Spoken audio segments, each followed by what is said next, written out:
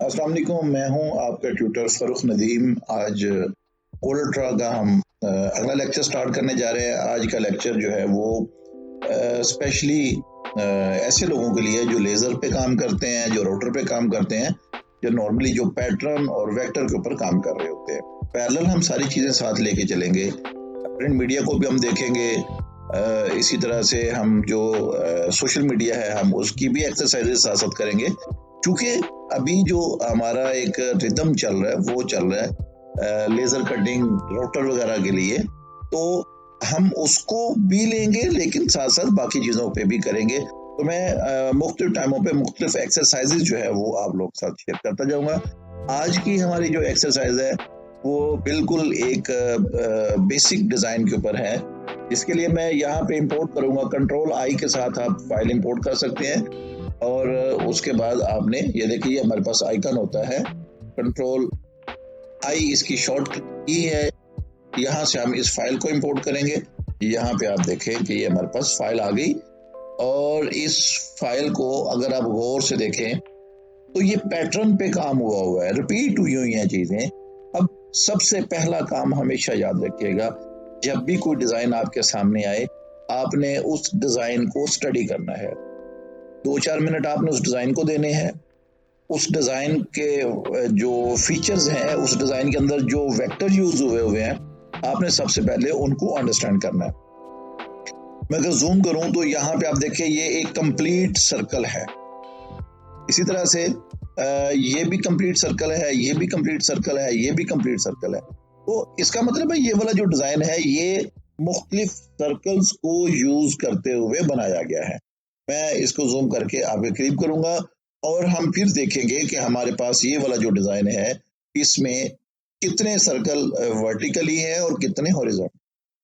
तो मैं अगर आपके सामने इसको करूं तो ये देखें, ये एक सर्कल, फिर इसके साथ दूसरा, फिर इसके साथ तीसरा और फिर चौथा। ऐसे ही इस साइड पे अगर मैं वर्टिकली देखूं, 1, 2, 3 और ये आधा। यानी अब इसमें किस तरह से काम हुआ है कि एक साइड पे 4 सर्कल, एक साइड पे 3.5 सर्कल। तो हम 4x4 यानी हम 4 सर्कल उधर, 4 सर्कल उधर यूज करते हुए इस डिजाइन को कंप्लीट करेंगे। अच्छा, सर्कल 4 नहीं है, सर्कल तो इसमें बहुत ज्यादा इस्तेमाल हुए हुए, लेकिन एक जनरल डिस्ट्रीब्यूशन की अगर मैं बात करूं तो वो कुछ इस तरह से है। मैं इस डिजाइन को उठा के साइड पे करूंगा। मैं हमेशा एक चीज के खिलाफ रहा हूं, किसी भी डिजाइन को ट्रेस ना करें। समझने के लिए कर लें, लेकिन जब आप डिजाइन करेंगे तो फिर वो डिजाइन बनेगा। ट्रेस करेंगे तो वो मक्खी पे मक्खी वाला स्टाइल हो जाएगा। मैं उस हक में नहीं हूं। अगर आप प्रोफेशनल हैं, अगर आप अपने डिजाइन की एक आइडेंटिटी बनाना चाहते हैं, मार्केट में अपनी पहचान बनाना चाहते हैं, तो डिजाइन से आइडिया लिया करें, डिजाइन को ट्रेस ना किया करें। तो ये जैसे हमने यहाँ पे अभी एक डिजाइन शुरू करना है, तो इसके लिए मैं एक रेक्टेंगल ड्रॉ करने जा रहा हूँ। अच्छा, ये देखिए मैं रेक्टेंगल ड्रॉ कर रहा हूँ तो ये खुद ही स्क्वायर हो रही है और खुद ही ये लंबाई में जा रही है। तो एक्चुअली क्या हो रहा है, मैं यहाँ पे शायद कंट्रोल का सहारा ले रहा हूँ। आप अगर कंट्रोल प्रेस करेंगे तो ये रेक्टेंगल जो है बिल्कुल स्क्वायर फॉर्म में आएगी, यानी इसकी लेंथ और विड्थ सेम आएगी। और अगर मैं कंट्रोल को छोड़ दूंगा तो जहां पे मेरा पॉइंटर जाएगा उसके मुताबिक इसका लोअर राइट कॉर्नर जो है वो जहां पर भी जाएगा उसके मुताबिक इसका साइज बनता जाएगा। तो मैं यहाँ पे इसको कंट्रोल होल्ड कर रहा हूँ तो ये बिल्कुल स्क्वायर फॉर्म में ड्रॉ होगा। अच्छा, इसका साइज अभी हमारे सामने इसका कोई साइज नहीं है, तो मैं इसके साइज के लिए क्या करूंगा, मैंने यहाँ पे वी जो है वो सिलेक्ट टूल के लिए यूज होती है, पिक टूल हम इसे कहते हैं, या फिर आप यहाँ पे स्पेस बार प्रेस करेंगे तो आपकी सिलेक्शन को या आपके जो रिसेंट आपकी कमांड है उसको टॉगल करें। यानी देखिए रेक्टेंगल, मैंने स्पेस बार प्रेस की तो रेक्टेंगल की कमांड ले ली। मेरे पॉइंटर से आपको आइडिया हो रहा है। मैं स्पेस बार प्रेस करता हूँ तो वो पिक टूल पे चला गया। ये देखिए, ये तो पिक टूल पे जाने के लिए हम स्पेस बार प्रेस करते हैं। शिफ्ट F2 प्रेस करेंगे तो वो वाला ऑब्जेक्ट आपके सामने आ जाएगा जिसको आपने सिलेक्ट किया होगा। अगर आपने एक वक्त में 2 ऑब्जेक्ट सेलेक्ट करने हैं, जैसे मैं जूम आउट करता हूँ F3 के साथ, आप जूम आउट कर सकते हैं, या अपने माउस के जो स्क्रॉल बटन है उसकी मदद से भी आप जूम आउट कर सकते हैं। अब मुझे जरूरत है कि मैंने इसको और इसको इकट्ठा सेलेक्ट करना है। तो देखिए मैं जब इसको सेलेक्ट करूंगा तो ये डिसलेक्ट हो जाएगा, अगर इसको सेलेक्ट करूंगा तो ये डिसलेक्ट हो जाएगा। तो 2 कंपोनेंट की इकट्ठी सिलेक्शन के लिए एक तो तरीका है कि आप विंडो लें, दूसरा तरीका यह है कि ये सिलेक्ट किया और उसके बाद शिफ्ट को होल्ड करके दूसरे ऑब्जेक्ट को भी सिलेक्ट करें, तो इस तरह से एक वक्त में दो ऑब्जेक्ट आपके या दो से ज्यादा सिलेक्ट हो जाएंगे। तो ऐसे ही हम यहाँ पे इसको सिलेक्ट करेंगे और ये हमारे पास उसकी प्रॉपर्टीज में उसकी पोजीशन है। जैसे यहाँ पे ये आप देख रहे हैं उसकी पोजीशन यहाँ पे बता रहा है कि ये एक्स पे कहाँ पे वाक़ है और वाई पे कहाँ पे है, और यहाँ पे उसकी मेजरमेंट दे रहा है। तो मैं इसे यहाँ पे कहता हूँ 8 इंच और इधर से भी उसको 8 इंच करे। इस तरह से ये बिल्कुल स्क्वायर फॉर्म में हमारे पास एक रेक्टेंगल आ गई। अच्छा, मैं अब इसको मैं थोड़ा सा साइड पे करता हूँ और ये वाली जो रेक्टेंगल है इसको मैं बिल्कुल पेज के सेंटर पे लाना चाहता हूँ। तो आपने यहाँ पे पी प्रेस करना है, P for the page centre. किसी भी ऑब्जेक्ट को जब आप सेलेक्ट करके पी प्रेस करेंगे तो वो आपके जो पेज होगा उसके सेंटर में आ जाएगा। तो नीचे जो पेज है मैं उसको भी अगर एग्जैक्ट साइज पे करना चाहता हूँ तो ये देखिए मैंने यहाँ पे 8 बाय 8 कर दिया। तो अब पेज और रेक्टेंगल दोनों सेम साइज पे आ गए। ये देखिए मैं इसको उठा के साइड पे करता हूँ तो नीचे पेज का बॉर्डर आपको मिलता है। मैंने पी प्रेस किया तो ये एग्जैक्ट पेज के सेंटर में ये रेक्टेंगल ड्रॉ हो गई। अच्छा, अब एक चीज जो हमने पहले डिस्कस करना शुरू की थी उसी को मैं रिपीट करूंगा कि हमने अब इसके अंदर डिस्ट्रीब्यूशन करनी है सर्कल की मदद से। तो मैं अगर आपको बताऊं कि इसका साइज 8 इंच है, तो अगर इसके अंदर हम 4 सर्कल इस तरह से लगाना चाहें तो एक सर्कल का साइज क्या निकलेगा? डेफिनेटली जो एक सर्कल का साइज है 2 इंच आएगा। तो ये देखिए हमारे पास यहाँ पे F7 की मदद से एलिप्स टूल मौजूद है। F7 की मदद से एलिप्स टूल ड्रॉ किया, तो मैंने ये ड्रॉ करना शुरू किया तो वो एलिप्टिकल शेप में आ रहा है। मैं अगर कंट्रोल होल्ड कर लूंगा तो वो एग्जैक्ट राउंड शेप में चला जाएगा। देखिए कंट्रोल को यूज करते हुए उसकी जो वैल्यू है वो एक्स और वाई की सेम हो जाएगी। तो यहाँ पे मैंने इसको साइज चेंज किया, ये मैंने 2 हॉरिजॉन्टली और 2 ही वर्टिकल पे रख के उसका साइज चेंज किया। अच्छा, अब ये सर्कल मैं एग्जैक्ट इस बॉर्डर पे लेके जाना चाह रहा हूँ। मैं अपनी तरफ से मैंने एग्जैक्ट किया, लेकिन मैं इसको जैसे ही जेड प्रेस करके जूम करता हूँ तो ये देखें ऊपर नीचे आ रहे हैं। तो यहाँ पे देखें और ये आपको खुद ही आइडिया हो रहा है। राइट क्लिक करके मैं जूम आउट करता हूँ। इसी तरह से मुझे इस साइड पे भी इसके साथ जोड़ना है, तो मूव टूल या पिक टूल से मैं इसको लेके आता हूँ इसके करीब। ये देखिए मैंने एक्यूरेट रखने की कोशिश की, तो ये मैंने दोनों साइडों पे इसको एक्यूरेट करने की कोशिश की, तो कहीं ना कहीं इसमें फर्क रह जाएगा। जब आप खुद करेंगे तो आपको बहुत ज्यादा प्रॉब्लम आएगी। ये देखिए यहाँ पे भी ओवरलैप। अच्छा, अगर इसको बहुत हाई प्रेसिजन में देखना है तो फिर आपने आना है व्यू में और सिंपल वायर फ्रेम पे आ जाना है। सिंपल वायर फ्रेम में उसकी लाइन की थिकनेस को खत्म करेगा। तो ये देखिए यहाँ पे आपको फर्क नजर आ गया। मैं जितना उसे जूम करता गया उसने यहाँ पे फर्क दे दिया। तो यहाँ पे भी देखें लाइन उसके साथ जुड़ी हुई नहीं है। तो ये वो मैनुअल सेटिंग या मैनुअल मूवमेंट में ये फर्क आता है। अभी इसका आसान तरीन हमारे पास हल क्या है, ये देखिए मैंने इस सबसे पहले वो ऑब्जेक्ट सेलेक्ट किया जिसको मैं अलाइन करना चाहता हूँ। शिफ्ट होल्ड करके वो ऑब्जेक्ट सेलेक्ट करें जिसके साथ अलाइन कर। तो क्या किया मैंने, पहले वो ऑब्जेक्ट सेलेक्ट करें जिसको अलाइन करना है, बाद में वो ऑब्जेक्ट सेलेक्ट करें जिसके साथ अलाइन करना है। तो यहाँ पे देखें ये हमारे पास align and distribute control shift A इसकी शॉर्ट की है। मैंने जैसे ही इसको क्लिक किया तो मेरे पास साइड पे एक डॉकर ओपन हो गया जिसमें अलाइनमेंट के मुख्तलिफ ऑप्शन हमारे पास मौजूद। मैं इसको जूम करता हूँ ताकि आप इसको अच्छी तरह देख सके। ये देखिए मैंने इसको किया तो ये हमारे पास ऑप्शन मौजूद है अलाइन टॉप। ये देखें अलाइन हो गया। ऐसे ही अब आप इस साइड पे आ जाए, मैं यहाँ पे उसे कहता हूँ अलाइन लेफ्ट, तो ये भी अलाइन हो गया। तो इस तरह से ये जो हम यहाँ पे काम कर रहे थे उसके साथ अलाइनमेंट का प्रोसेस जो किया, एक जो सर्कल था उसको हमने बॉर्डर के साथ अलाइन किया, टॉप पे भी और लेफ्ट पे भी। तो ये इसका तरीका होता है अलाइनमेंट का। अगर आप इसको शॉर्टकट वे से करना चाहें तो मैं वो भी बताता चलूँ। ये जैसे ही ये सर्कल है मैंने इसको शिफ्ट के साथ सेलेक्ट किया और टी प्रेस कर दे टॉप के लिए, और अगर आप राइट करना चाहते हैं तो आर प्रेस करें, लेफ्ट करना चाहते हैं तो एल प्रेस कर दें, बॉटम करना चाहते हैं तो बी प्रेस करें। तो ये देखें, ये आसान तरीन इसका शॉर्टकट वे है इसको अलाइन करने, जैसे मैंने आपको पेज का ऑप्शन बताया था। ओके, अब यहाँ पे हम आगे प्रोसेस इसका करेंगे। जैसे ही आप ये एक कंपोनेंट सर्कल सिलेक्ट करेंगे तो आपके पास ऑप्शन मौजूद है। ये देखिए, इसको मैं यहाँ से पकड़ के इधर लेके आ रहा हूँ। तो यहाँ पे भी आपने कंट्रोल पकड़ना है। जैसे आप कंट्रोल पकड़ेंगे तो वो उसको मिरर कर देगा। तो इस दौरान माउस से राइट क्लिक करें तो ये आपके पास देखिए प्लस का साइन बन गया। तो इसका मतलब क्या हुआ कि डुप्लीकेट बन गया। ये देखिए, दोबारा से समझिएगा, इस सर्कल को मैं इधर लेके आता हूँ। अच्छा, मैं अगर यहीं पे राइट क्लिक करके छोड़ता हूँ तो ये देखिए ओरिजिनल ऑब्जेक्ट वहीं पे पड़ा हुआ है और उसके साथ हमने एक डुप्लीकेट ऑब्जेक्ट क्रिएट कर लिया माउस के राइट क्लिक के साथ। तो अगर आप इसको यहाँ पे लाते हुए कंट्रोल का सहारा ले और राइट क्लिक प्रेस करेंगे तो वो उसका डुप्लीकेट एग्जैक्ट उसके मिरर राइट साइड पे मिरर कर देगा। और फिर यहाँ पे कंट्रोल आर प्रेस करें रिपीट के लिए। ये देखें, ये मैंने रिपीट किया। बहुत आसान है।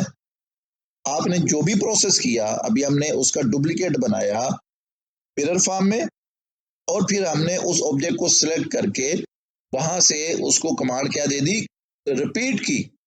कंट्रोल आर इसकी शॉर्ट की थी और कंट्रोल आर की मदद से उसने खुद ब खुद वो प्रोसेस आगे करना शुरू कर दिया। यहाँ पे हमारे पास है रिपीट डुप्लीकेट। ठीक है, रिसेंटली हमने डुप्लीकेट किया था, उसने रिपीट डुप्लीकेट यहाँ पे लिख दिया और कंट्रोल आर इसकी शॉर्ट किया। इसी तरह से ये वाले जो ऑब्जेक्ट सेलेक्ट किया, अब देखिए सिलेक्शन की मैं बात की हूँ। अगर मैं सिलेक्शन की बात करता हूँ तो देखिए एक ऑब्जेक्ट ये सिलेक्ट किया, एक ये किया, शिफ्ट के साथ मैंने सारे ऑब्जेक्ट सेलेक्ट कर। दूसरा तरीका ये है कि बाहर से विंडो ले लें तो ये सारे सिलेक्ट हो जाएंगे। अब इस विंडो के अंदर जो जो कंपोनेंट जो जो ऑब्जेक्ट आएंगे वो सेलेक्ट हो जाएंगे। तीसरा ऑप्शन ये है कि आल्ट प्रेस करके यहाँ से हर उस ऑब्जेक्ट के ऊपर से पॉइंटर गुजारे या ये रेक्टेंगल शो करवाए जो आपने सेलेक्ट करना है। तो जब ये करेंगे तो फिर बाहर वाला ऑब्जेक्ट भी सिलेक्ट हो जाएगा जो रेक्टेंगल हमने लगाया। तो आसान तरीन हल ये है कि यहाँ पे सिलेक्शन ली और उसी तरह से अब मैंने सारे को सिलेक्ट करके ये डुप्लीकेट किया और कंट्रोल आर प्रेस किया तो इस तरह से ये जो सर्कल थे वो इसमें अरे हो गए। ये वाला जो अरे का तरीकाकार है ये बहुत आसान है, आपने देख लिया, बड़ी आसानी के साथ हम इसको अरे कर रहे हैं। इसी तरह से थोड़ा सा मजीद हम इस पे अगर काम करना चाहें तो देखें, ये वाला डिजाइन हम बनाने जा रहे हैं और हमें अब इसके ऊपर एक ऐसा भी डिजाइन चाहिए सर्कल जो यहाँ पे ऐसे चढ़े इसके। फॉर एग्जाम्पल, मैं यहाँ से किसी एक कंपोनेंट को पकड़ता हूँ और मैं यहाँ पे रखता हूँ तो ये देखिए हमें बेसिकली ये चीज चाहिए। ठीक है, लाइक दिस। तो ऑटोमेटिकली डिजाइन क्रिएट होना शुरू हो जाएगा। इसी तरह से इसको मैं डुप्लीकेट अगर यहाँ पे करूंगा तो ये आ गया। तो ये फिर वही बात जो हमने पहले गलती की थी कि एग्जैक्ट नहीं आएगा। अमूमन जो लोग गलतियां करते हैं वो यहीं पे करते हैं कि इसको हम कहते हैं स्नैप, ऑब्जेक्ट स्नैप। ये जो हमारी स्नैपिंग होती है किसी के साथ उसको अलाइन करते वक्त, मूव करते वक्त, डुप्लीकेट करते वक्त, अगर हमने वहां पे उसके स्नैप्स को, उसकी जो मैचिंग लाइंस है, अगर हमने उनको जहन में ना रखा तो फिर जब डिजाइन आप रिपीट करेंगे तो आपको वहां पे प्रॉब्लम्स आएंगी। ऐसे देखिए, मैं जो मर्जी करूं, जहां भी लेके जाऊंगा आपको एरर नहीं मिलेगा, बिकॉज कि हमने एरर छोड़े नहीं है, हमने उसको थ्रू प्रॉपर चैनल बनाया जिसकी वजह से हमें कहीं पर भी कोई भी प्रॉब्लम नहीं आई। तो अब बारी आ गई कि हमने इसके ऊपर जो दूसरा डिजाइन है वो लेके आना है। तो देखें, बहुत आसान है, मैंने इसको यहाँ से पकड़ा और इस जगह ये देखिए वो मुझे नोट दिखा रहा है, इसे कहते हैं ऑब्जेक्ट स्नैप। राइट क्लिक किया और प्लस का साइन आ गया तो ये देखिए उसने यहाँ पे एक सर्कल डुप्लीकेट में बना दिया। मैं अब राइट क्लिक करके इस तरफ लेके आ रहा हूँ, ये राइट क्लिक किया और कंट्रोल होल्ड रखते हुए ये किया और इसको मैं रिपीट करता हूँ इस तरह से।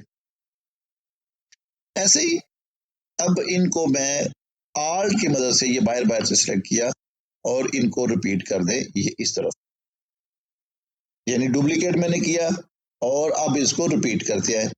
तो ये देखें, अब आप महसूस कर रहे होंगे कि वो डिजाइन जो आपके पास पहले से मौजूद है उसकी तरह का एक और डिजाइन यहाँ पे बन। अच्छा, अब यहाँ पे क्वेश्चन आता है कि ये जो उसके बाहर लाइंस है इनको कैसे खत्म किया जाए, क्योंकि वो डिजाइन तो बाहर जा ही नहीं रहा, वो अंदर अंदर रह रहा है। तो भाई मेरे बिल्कुल आप इसको सही सोच रहे हैं। अब हम इससे अगला प्रोसेस यही करने जा रहे हैं कि ये वाले जो जितने भी एक्स्ट्रा लाइंस हैं हमने उनको कैसे रिमूव करना है। हमने ये जो डिजाइन बन रहा है हमने इसको एग्जैक्ट जो हमारे पास पहले डिजाइन पड़ा हुआ है उसके साथ का कैसे बनाना है। तो यहाँ पे हम कुछ कमांड्स का इजाफा करेंगे इसको सीखने के लिए। अच्छा अभी अ, वैसे तो ऑप्शन काफी सारे होते हैं लेकिन अब हमने ये देखना है कि आसान तरीन वे कौन सा है जिसकी मदद से हम ये काम कर सके। तो मैं अगर देखूं ये वाला जो डिजाइन पहले बना हुआ है इस डिजाइन में इसकी जो वॉल थिकनेस यानी ये जो डिजाइन की थिकनेस आ रही है ये कितनी आ रही है। ठीक है, उसको एक तो मेजर करने का तरीका मैं आपको बताता चलूं कि इसको मेजर करने का तरीका जो है वो ये है। यहाँ पे हमारे पास टेक्स्ट टूल के नीचे हमारे पास टूल मौजूद होता है पैरेलल डायमेंशन का, horizontal, vertical, angular, segment, 3 point. तो मैं यहाँ पे हॉरिजॉन्टल और वर्टिकल में जाता हूँ तो देखें आसान तरीन हल, यहाँ पे मैंने ये क्लिक किया और इसके सामने मैंने क्लिक करके उसके बिल्कुल सामने जहां तक डायमेंशन लेनी है वहां तक जाके मैंने उसे छोड़ दिया और ये मेरे पास उसकी डायमेंशन आ गई। तो डायमेंशन कितनी आ गई? 0.2। इसका मतलब है कि ये मैं रिमूव करता हूँ 0.2। इसको अगर हम आउटलाइन बना दें यानी ये वाली जो लाइन है अगर हम इसको 0.2 इंचेस की थिकनेस दे देंगे तो अप्रोक्सीमेटली उस डिजाइन के साथ ये डिजाइन मैच कर जाएगा। तो देखें मैं यहाँ पे इन ऑब्जेक्ट्स को सिलेक्ट करता हूँ। अच्छा इन ऑब्जेक्ट को सिलेक्ट करने के बाद हमने यहाँ पे इसको लाइन की थिकनेस देनी है। तो यहाँ पे देखिए हमारे पास ये वाला ऑप्शन मौजूद है। ये वाला जो ऑप्शन है ये चल रहा है पॉइंट्स में। अच्छा अब हमें तो चाहिए थिकनेस उस तरह से इंचेस में। तो देखें इसका ना पहली बात है आसान हल ये है, एक तो इसको व्यू में से आके इनहेंस्ड व्यू पे लेके आए ताकि थिकनेस आपको शो हो। इसका आसान हल होता है कि आप उसके करीब तरीन उसको रख के चेक कर ले या फिर आप इंटरनेट से उसका कंपैरिजन ले लें। ये देखिए मैंने इसको 16 किया। आप इंटरनेट पे जाके अब वहां पे इक्वलिटी ले लें, गूगल पे जाएं, इक्वलिटी लें इंच इक्वल टू पॉइंट, तो वहां पे आपको वैल्यू मिल जाएगी। यहाँ पे जी देखिए हम लिखते हैं इंच के साथ आप इक्वल का साइन लगाएं और उसके बाद इसको यहाँ पे पॉइंट लिख दें या पिक्सल लिख दें। तो ये देखें जैसे ही आप ये करेंगे हमें यहाँ पे क्या चाहिए 0.2। तो यहाँ पे उसके वो 0.2 के पॉइंट कितने आ रहे हैं यानी इंच में अगर 0.2 लिखते हैं तो उसके पॉइंट आ रहे हैं 14.4। तो मैं वापस अगर यहाँ पे आता हूँ तो ये जो मैंने अभी उसको वैल्यू दी तो यहाँ पे मैं उसे कह देता हूँ 14 की बजाय इसको मैं 15 कर देता हूँ। तो ये थिकनेस उसके इक्वल आ गई। तो ये इसका तरीका होता है कि आप उसकी कन्वर्जन ले लें। कन्वर्जन लेने के बाद ये डिजाइन आपके पास उसके मुताबिक बन गया। अच्छा अब इसकी बाहर वाली लाइन में भी और अंदर हर चीज जो है वो उसके इक्वल होगी। अब अगर मैं यहाँ पे व्यू में आता हूँ सिंपल वायर फ्रेम में जाऊंगा तो ये सिंपल लाइन ही नजर आएगी क्योंकि ये वायर फ्रेम पे आ गया। अब लाइन की प्रॉपर्टीज उसकी थिकनेस आ रही है 15 पॉइंट की। तो हमें यहाँ पे क्या करना है इन लाइन जो उसकी थिकनेस है उसको भी लाइन में कन्वर्ट करना है। तो ये देखिए मैं वापस इनहेंस्ड व्यू पे आता हूँ। यहाँ पे आने के बाद ऑब्जेक्ट्स में आके कन्वर्ट आउटलाइन टू ऑब्जेक्ट, बड़ी जबरदस्त कमांड है, कन्वर्ट आउटलाइन टू ऑब्जेक्ट। मैंने जैसे ही ये कमांड इस पे अप्लाई की तो अब आप यहीं पे आके सिंपल वायर फ्रेम में आ जाएं। तो ये देखिए वो जो सेंटर में लाइन थी वो खत्म हो गई। अब क्या बच गया कि आपके पास सिर्फ और सिर्फ वो जो आउटलाइन थी वो ऑब्जेक्ट में कन्वर्ट हो गई, जो उसके अंदर लाइन थी वो खत्म।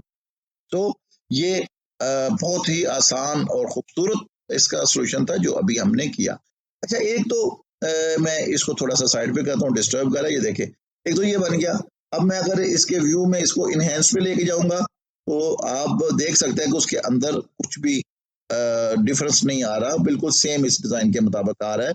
अब हम क्या करने जा रहे हैं, अब हमने इनके बाहर इनको रिमूव करना है। अच्छा जी एक तो इसका सबसे आसान हल है कि यहाँ पे देखें आपने इसके साथ एक रेक्टेंगल ड्रॉ करनी है और इस रेक्टेंगल को इधर से भी हमने बढ़ा लिया। अच्छा ये भी आपने क्या करना है, आपने ये बाहर वाले जितने भी सर्कल्स हैं उन सबको सेलेक्ट करना है। मैं आल्ट होल्ड करके ये बाहर वाले सर्कल सेलेक्ट करता हूँ, फिर शिफ्ट के साथ आल्ट होल्ड किया और ये भी इसमें ऐड कर दिए।